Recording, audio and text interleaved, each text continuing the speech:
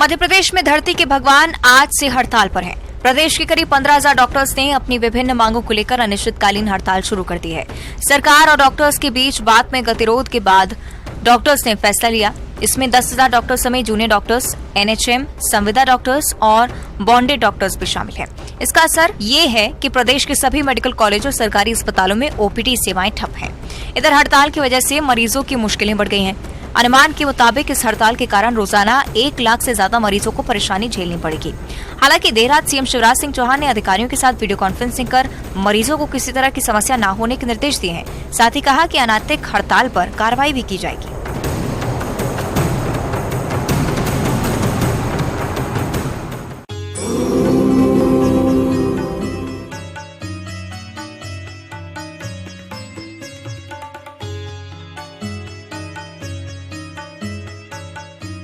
उज्जैन स्थित विश्व प्रसिद्ध श्री महाकालेश्वर मंदिर देश के 12 ज्योतिर्लिंगों में से एक महाकाल मंदिर में यूं तो हमेशा भक्तों का तांता लगा रहता है, लेकिन जब से अलौकिक अद्भुत महाकाल लोक का निर्माण हुआ है, श्रद्धालुओं की संख्या के साथ ही मंदिर की आय में भी कई गुना बढ़ोतरी हुई है।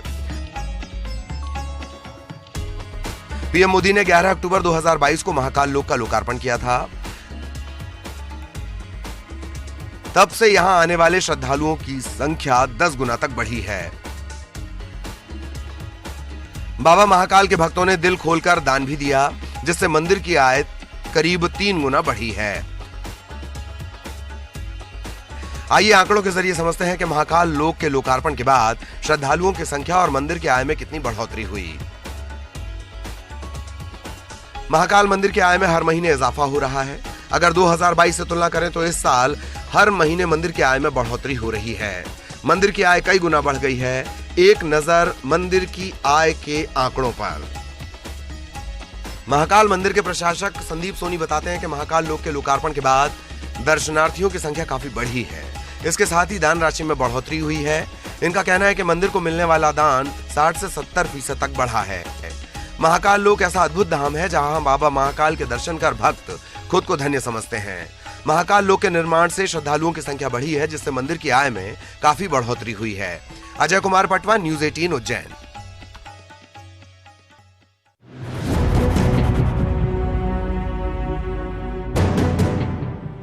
घर के सामने कार खड़ी थी, तभी उसमें अचानक आग लग गई। लोग कुछ समझ पाते, इससे पहले ही आग की लपटें विकराल हो चुकी थी। पूरी कार आग के शोले में तब्दील हो गई। पाइप के सहारे आग पर काबू पाने की कोशिश पूरी तरह से नाकाम रही। सिटी कोतवाली की पुरानी बस्ती की एक घटना है। परिवार ने आशंका जाहिर की है कि असामाजिक तत्वों ने कार में आग लगाई होगी। बहरहाल हादसे में कार पूरी तरह से जलकर खाक हो चुकी है। पुलिस को भी परिवार ने इन्फॉर्म किया है। इसके बाद मामले की तफ्तीश की जा रही है।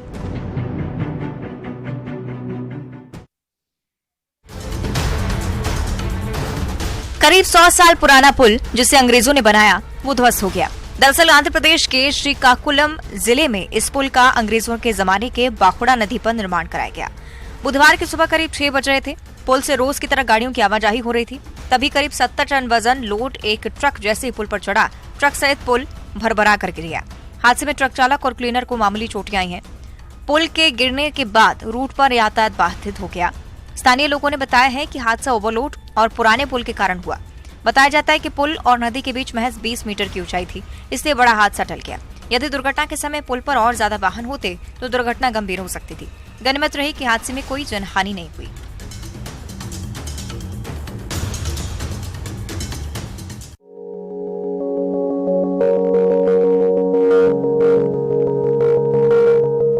पीएम मोदी का बच्चों के प्रति प्रेम जग जाहिर है। बच्चों से बातें करने, उन्हें पुचकारने, दुलारने में प्रधानमंत्री चूकते नहीं हैं। यही कारण है कि पीएम अपने इस अलग अंदाज से लोगों का दिल जीत लेते हैं। कर्नाटक विधानसभा चुनाव को लेकर प्रधानमंत्री नरेंद्र मोदी इन दिनों राज्य के दौरे पर हैं। यहाँ कलबुर्गी में रोड शो से पहले उन्होंने बच्चों से मुलाकात की। इस दौरान प्रधानमंत्री बच्चों के साथ काफी मजाकिया अंदाज में दिखे। पीएम मोदी ने बच्चों के सामने उंगलियों से कई एक्शन किए। बच्चों ने इसे देखा और दोहराया। वीडियो में देखा जा सकता है कि पीएम मोदी ने बच्चों से सवाल किया तो वो क्या बनना चाहते हैं, तो इस पर बच्चों ने अपना अपना जवाब दिया। जिसके बाद पीएम ने मुस्कुराते हुए पूछा, आप सभी में कोई प्रधानमंत्री नहीं बनना चाहता? बच्चों से बातें करते प्रधानमंत्री का ये वीडियो अब खूब पसंद किया जा रहा है।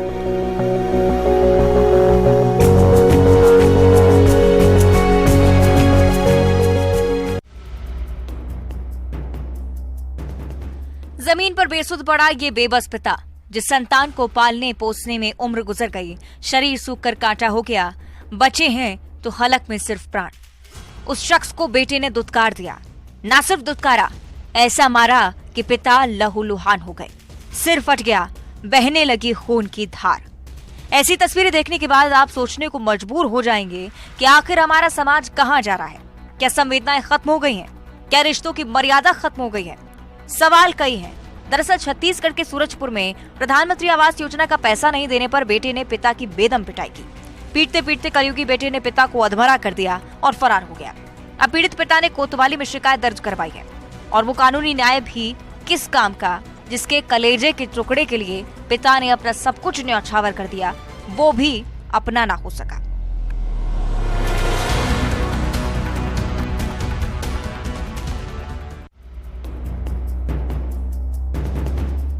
मध्य प्रदेश में बनते बिगड़ते मौसम के बीच अभी बेमौसम बरसात का दौर लगातार जारी है और अभी बारिश से निजात भी नहीं मिलने वाली है। पश्चिमी विक्षोभ के प्रभाव से बुधवार और गुरुवार को भी भोपाल, ग्वालियर, जबलपुर और इंदौर में बारिश होने की संभावना है। हर बार अलग अलग सिस्टम बनने के कारण 15 से 20 मई तक प्रदेश में हीट वेव और तेज गर्मी पड़ने की संभावना कम ही है। यहाँ 40 से 50 किलोमीटर प्रति घंटे की रफ्तार से आंधी भी चल सकती है। मौसम विभाग की माने तो 4 और 5 मई को भी बादल छाने के साथ आंधी वर्षा के आसार रहेंगे। 8 मई तक प्रदेश में कहीं कहीं हल्की बारिश जारी रहेगी और बादल भी छाए रहेंगे। दरअसल जम्मू कश्मीर में 5 मई को नया पश्चिमी विक्षोभ आ रहा है, उससे ग्वालियर में फिर मौसम बिगड़ने के आसार हैं।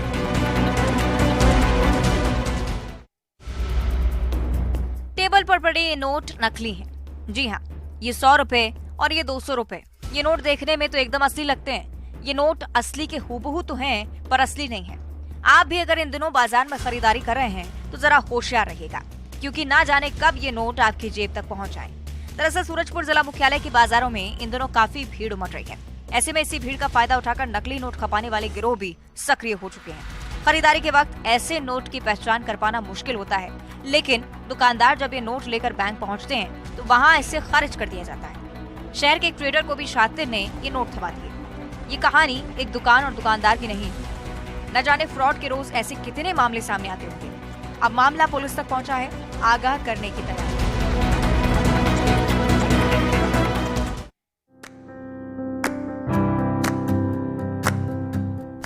ये है नरेंद्र चौबे। जशपुर शहर के संगम चौक पर इनकी किराने की दुकान है। पिछले 30 सालों से ये इसी जगह पर अपनी दुकान संचालित कर रहे हैं। 30 साल पहले जब इन्होंने अपनी दुकान खोली तो उधार की वजह से उन्हें काफी नुकसान हुआ। लोग उधार लेते गए और पैसे चुकाए नहीं। आलम ये हुआ कि अधिकांश लोगों ने इनका पैसा वापस ही नहीं किया। घाटे से उबरने और उधारी वापस पाने के लिए दुकानदार ने अनोखा तरीका अपनाया। इसके लिए उन्होंने अपनी दुकान की दीवार पर काले रंग को पोतकर ब्लैक बोर्ड बनाया और इस ब्लैक बोर्ड में उन्होंने उन लोगों का नाम लिखना शुरू कर दिया जो इनकी दुकान से उधार सामान लेकर पैसे वापस नहीं कर रहे थे। शुरुआत में उधार लेने वालों की सूची काफी लंबी थी, लेकिन अब कम ही नाम बचे हैं। मतलब ये कि ज्यादातर लोग या तो नकदी सामान की खरीदारी करते हैं या फिर तय समय में उधारी का भुगतान। इस अनोखे तरीके की इलाके में अब खूब चर्चा है।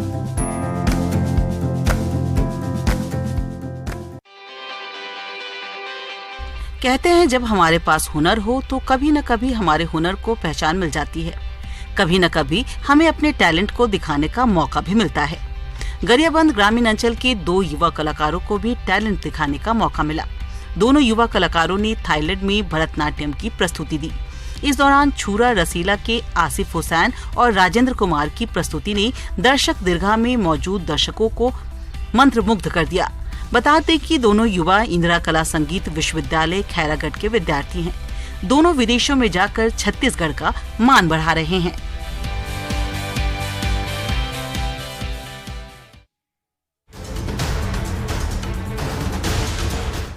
सूरजपुर का बुंदिया गांव, जहां सरकारी जमीन पर अवैध रूप से किए जा रहे कब्जे पर वन विभाग ने कार्रवाई की। दरअसल गांव में वन विभाग की भूमि पर साप्ताहिक हाट बाजार लगता है, लेकिन बाजार की जमीन पर कई अतिक्रमणकारियों की ओर से अवैध निर्माण किया जा रहा था, जिसकी ग्रामीण बार बार शिकायत कर रहे थे, लेकिन उनकी सुनवाई नहीं हो रही थी। न्यूज 18 ने इस खबर को प्रमुखता से चलाया।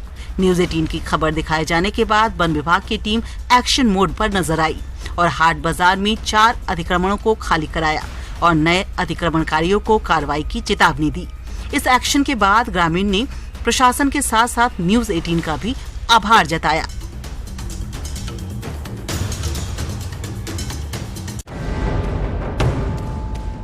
हाथियों का यह झुंड अब छत्तीसगढ़ के धमतरी जिले के तुम्बहरा गांव से गुजर रहा है। इस झुंड में करीब 35 हाथी बताए जाते हैं, जिनमें बड़ी तादाद छोटे हाथियों की भी है। ये सभी जहां जा रहे हैं एक साथ किसी भी इलाके से इतने हाथियों के गुजरने से लोगों में दहशत फैल जाती है। जिस भी खेत से झुंड गुजरता है, फसलें तबाह हो जा रही है। बीते कुछ दिनों में हाथियों ने फसल को काफी नुकसान पहुंचाया है। इधर वन अमला भी झुंड पर नजर बनाए हुए है। आसपास के 12 गांव को अलर्ट किया गया है। उनसे जंगल की तरफ न जाने की अपील की जा रही है।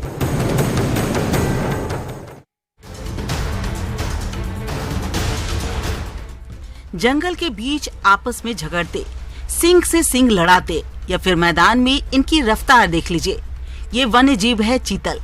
तस्वीरें छत्तीसगढ़ के पेंड्रा जिले की है, जहां जंगल से भटक कर चीतल गांव पहुंच गया।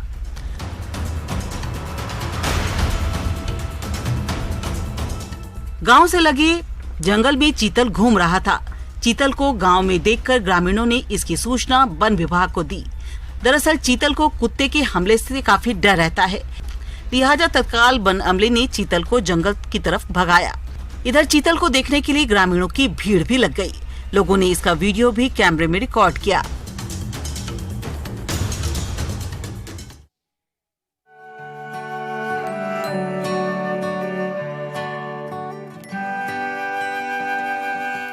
दिन मंगलवार फिंगेश्वर क्षेत्र के मनियारी गांव में झाड़ियों के बीच तेंदुए का एक शावक मिलता है। देखने के लिए उमड़ पड़ती है ग्रामीणों की भीड़। फिर सूचना मिलते ही वन विभाग की टीम मौके पर पहुंचती है और शुरू होती है तेंदुए के शावक को मादा तेंदुए से मिलाने की जद्दोजहद। देर रात तक अमला मौके पर मौजूद रहा। खुद रेंजर SD दीवान भी मौजूद रहे। पता चला कि मादा तेंदुआ शावक को दूध पिलाकर चली गई है। खबर मिलते ही इलाके में सनसनी फैल गई। आशंका ये थी कि मादा तेंदुआ इलाके में ही मौजूद है। फिर ये कोशिश सफल हुई जब शावक को उसकी मां से मिलाने में कामयाब हुआ। रेंजर के मुताबिक मादा तेंदुआ अपने शावक को सुरक्षित तरीके से मौके से ले जा चुकी है।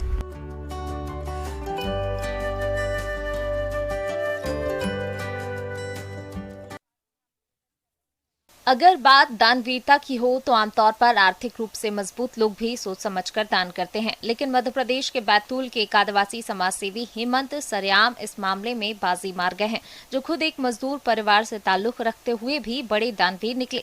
हेमंत ने अपने खर्चे पर 100 आदिवासी जोड़ों के लिए एक सामूहिक विवाह कार्यक्रम आयोजित किया। साथ ही हर जोड़े को बतौर गिफ्ट 750 स्क्वायर फीट का एक आवासीय प्लॉट दिया। हेमंत ने इस तरह लगभग 2 करोड़ 31 लाख की निजी जमीन दान करती है। उनका मकसद आर्थिक रूप से कमजोर आदिवासी जोड़ों को मजबूत बनाने का है। हेमंत के पास खुद सिर्फ 8 एकड़ जमीन है, लेकिन उनका दिल बहुत बड़ा निकला। दान में दिए गए प्लॉट दुल्हन के नाम किए गए हैं, जिससे वो अपने घर की मालकिन बने और परिवार अपनी कमाई से खुशी खुशी रह सके। ऐसा नायाब गिफ्ट पाकर विवाहित जोड़ों की खुशी का ठिकाना नहीं रहा। शादी करने आए हर जोड़े के चेहरे पर खुशी साफ झलक रही थी। बैतूल का पूरा आदिवासी समुदाय इस दानवीरता के लिए हेमंत सरेआम की तारीफ कर रहा है। शादी के शुभ अवसर पर बैंड बजाने वाले ये लोग खास हैं। ये वो लोग हैं जो मुख्य धारा से जुड़ने की कोशिश कर रहे हैं। बैंड की मधुर धुन की तरह अपने जीवन में खुशियों के तराने छोड़ने की कोशिश कर रहे हैं। दरअसल ये बैंड है लेक सिटी उदयपुर के सेंट्रल जेल में सजा काट रहे 12 कैदियों का, जो इन दिनों शहर के लोगों के शादी समारोह में बैंड की धुन बजाते नजर आ रहे हैं। ये कैदी अपनी बेहतर कार्यशैली के चलते जेल प्रशासन, अधिकारियों और स्टाफ के विश्वास जीत चुके ये कैदी अब रात तक शादी समारोह में जाकर बैंड बजाते हैं और अपना काम पूरा कर फिर से जेल की 4 दीवारी में कैद हो जाते हैं। इस विशेष पाइपर बैंड में शामिल 12 बंदियों में हत्या और अन्य अपराधों में 2 साल से लेकर 8 साल तक की सजा काट रहे कैदी हैं, जो अलग अलग जुर्म करके जेल की 4 दीवारी तक पहुंचे हैं। हालांकि अब इनके अच्छे आचरण को देखते हुए इन्हें पाइपर बैंड का विशेष प्रशिक्षण दिया गया और उसमें पारंगत होने के बाद अब यह पाइपर बैंड उदयपुर की शादियों में अपनी मधुर ध्वनि से 4 चांद लगाता है। जेल अधीक्षक राजेंद्र कुमार ने बताया, प्रदेश की लगभग सभी जेलों में कैदी बैंड बनाए गए हैं। ऐसे में उदयपुर का यह बैंड भी अनूठा है, जो ब्रस बैंड नहीं होकर पाइपर बैंड है। इसमें 12 कैदी शामिल हैं, जिसमें 6 बंदी पाइपर, 5 ड्रम और 1 झुनझुना बजाता है। केदारनाथ धाम में लगातार बर्फबारी का दौर जारी है। केदारनाथ में हुई भारी बर्फबारी के बाद धाम में चारों तरफ के साथ ही रास्तों, हेलीपैड, मंदिर प्रांगण में भी कई फीट बर्फ गिर गई है। हालांकि हेलीपैड में एक जेसीबी मशीन को भी बर्फ हटाने में लगाया गया है। वहीं धाम में बर्फबारी के कारण पुलिस ने यात्रियों को सोनप्रयाग में और गौरीकुंड में ही रोक दिया है। जो यात्री केदारनाथ पहुंच चुके थे उन्हें भी दर्शन के बाद नीचे भेजा जा रहा है। वहीं हालातों पर नजर रखने के लिए खुद उत्तराखंड के डीजीपी अशोक कुमार बीते 2 दिनों से केदारनाथ धाम में ही मौजूद हैं। मौसम को देखते हुए यात्रा को सुचारू करने पर बृहस्पतिवार शाम को फैसला लिया जाएगा। उधर बद्रीनाथ धाम में रुक रुक कर बारिश जारी है, तो वहीं नर नारायण पर्वत और नीलकंठ पर्वत पर बर्फबारी भी हो रही है, जिससे बद्रीनाथ धाम में कड़ाके की ठंड पड़ रही है। शेखपुरा सदर प्रखंड के गुनहेशा गांव की तंग गलियों में रहने वाली कृष्णा देवी अब किसी पहचान की मोहताज नहीं है। प्रवासी मजदूर की जिंदगी जीने वाली कृष्णा कोरोना काल में आत्मनिर्भरता की राह पर चल पड़ी और आज हैंड पेंटिंग और तंजोरी पेंटिंग बनाकर अपना परिवार चला रही हैं। साल 2020 में कोरोना के दौरान कृष्णा चेन्नई से अपने गांव लौट गई, लेकिन चेन्नई में जो हुनर उन्होंने अपनाया वही बिहार में इनकी जीविका का साधन बन गया। कृष्णा के हुनर को जीविका समूह ने बल दिया और आज ये फिर से अपने पैरों पर खड़ी है। समाधान यात्रा के दौरान मुख्यमंत्री नीतीश कुमार ने भी कलाकृति देखकर कृष्णा देवी के कार्य को सराहा।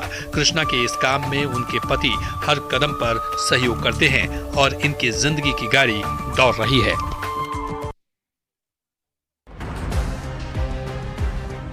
भागलपुर के कहलगांव अंत्यचक में विक्रमशिला विश्वविद्यालय स्थापित है, लेकिन रखरखाव के अभाव में खंडहर में तब्दील हो गया है। विक्रमशिला विश्वविद्यालय की स्थापना 8वीं शताब्दी में पाल वंश के राजा धर्मपाल ने की थी।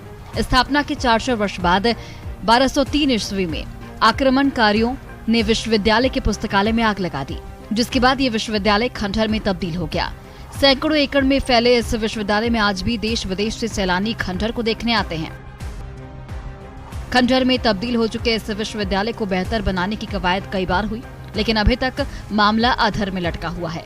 हालांकि केंद्र सरकार ने विश्वविद्यालय को फिर से शुरू करने के लिए 500 करोड़ रुपए दिए हैं। विक्रमशिला विश्वविद्यालय है, ये राजनीतिक का शिकार है। यहाँ के जो स्थानीय लोग कहें या जनप्रतिनिधि कहें या अभी वर्तमान में यदि सरकार की बात करें तो वो उपेक्षा इनके साथ कर रहे हैं, उपेक्षित नज़र से विक्रमशिला को देख रहे हैं। बाघिंटी 114 की मौत के बाद रणथंभौर से कोटा के बायोलॉजिकल पार्क में लाए गए दोनों शावकों को कोटा की आबो हवा रास आ रही है।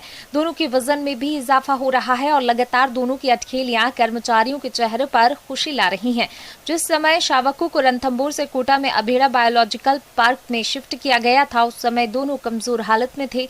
3 महीने में ही शावकों का वजन 5 गुना बढ़ गया है। 3 महीने में एक शावक का वजन 4.9 से बढ़कर 27 किलो हो गया, जबकि दूसरे शावक का वजन 7.2 से बढ़कर 35 किलो हो गया। कोटा में शिफ्ट किए जाने के बाद दोनों शावकों को डाइट प्लान के अनुसार खान पान देने के साथ ही समय समय पर दवाइयां दी जा रही हैं। 4 अलग अलग सीसीटीवी कैमरे के जरिए इनकी मॉनिटरिंग की जा रही है। जू के बाकी जानवरों के साथ रहकर इनके स्वभाव में बदलाव हो सकता है, इसलिए इन दोनों शावकों को अभेड़ा बायोलॉजिकल पार्क में बने एनक्लोजर के नाइट शेल्टर में छोड़ा गया। दोनों शावकों को कुछ समय बाद मुकुंदरा हिल्स टाइगर रिजर्व में छोड़ा जाएगा।